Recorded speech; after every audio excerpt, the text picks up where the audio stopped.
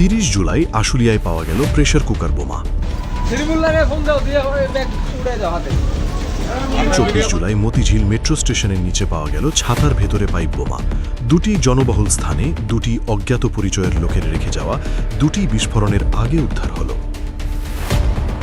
নির্বাচন শেষ, বিএনপি সরকার ক্ষমতায়। ঠিক এই সময় এ ধরনের ঘটনা ঘটছে। প্রশ্নটা সোজাসুজি উঠছে, বিএনপি ক্ষমতায় থাকলে জঙ্গি কার্ড কে খেলে? 2005-এর স্মৃতি অনেকেরই মনে আছে। সে সময়ও বিএনপি জামায়াত জোট সরকার ক্ষমতায় ছিল। প্রধানমন্ত্রী ছিলেন খালেদা জিয়া। 17 আগস্ট 2005 মাত্র আধ ঘন্টার মধ্যে দেশের 63 জেলায় প্রায় 500টি বোমা বিস্ফোরণ ঘটে। সে সময় জামাতুল মুজাহিদিন বাংলাদেশ দায় স্বীকার করে। আদালত, সরকারি ভবন, জনসমাগম স্থল সব জায়গায় বোমা। লিফলেটে ইসলামী শাসনের দাবি। প্রাণহানি কম হলেও সারা দেশে আতঙ্ক ছড়িয়ে পড়ে। সে সময়ও একই প্রশ্ন উঠেছিল, বিএনপি ক্ষমতায় থাকা অবস্থায় এত বড় জঙ্গি তৎপরতা কিভাবে সম্ভব?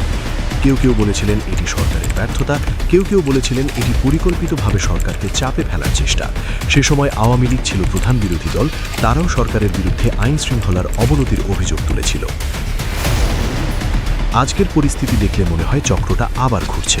ক্ষমতাচ্যুত আওয়ামী লীগ কি এখন আবার সেই পুরনো কৌশল অবলম্বন করছে? দেশে জঙ্গি তৎপরতার ছবি তুলে ধরে নতুন সরকারকে অস্থিতিশীল দেখাতে চাইছে কি?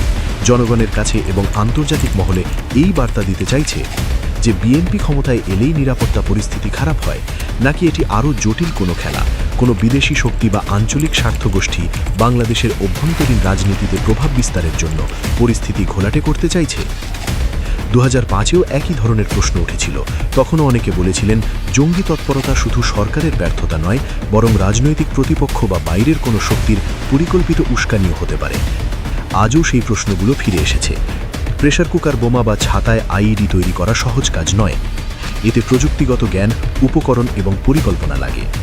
জনবহুল স্থান ও সংবেদনশীল সময় বেছে নেওয়া থেকে বোঝা যায় উদ্দেশ্য শুধু প্রাণহানি নয়, আতঙ্ক সৃষ্টি এবং সরকারের দুর্বলতা তুলে ধরা। বিএনপি ক্ষমতায় থাকা সময় যদি বারবার জঙ্গি বা সন্ত্রাসের ঘটনা ঘটে, তাহলে সবচেয়ে বেশি লাভ কার হয়?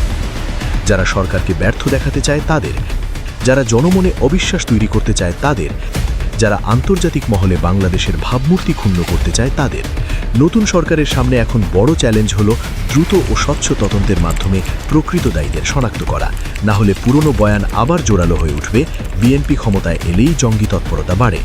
প্রশ্নটা থেকেই যাচ্ছে। 2005-এ যেমন উঠেছিল আজও তেমনই। বিএনপি ক্ষমতায় থাকলে জঙ্গি কার্ড কে খেলে?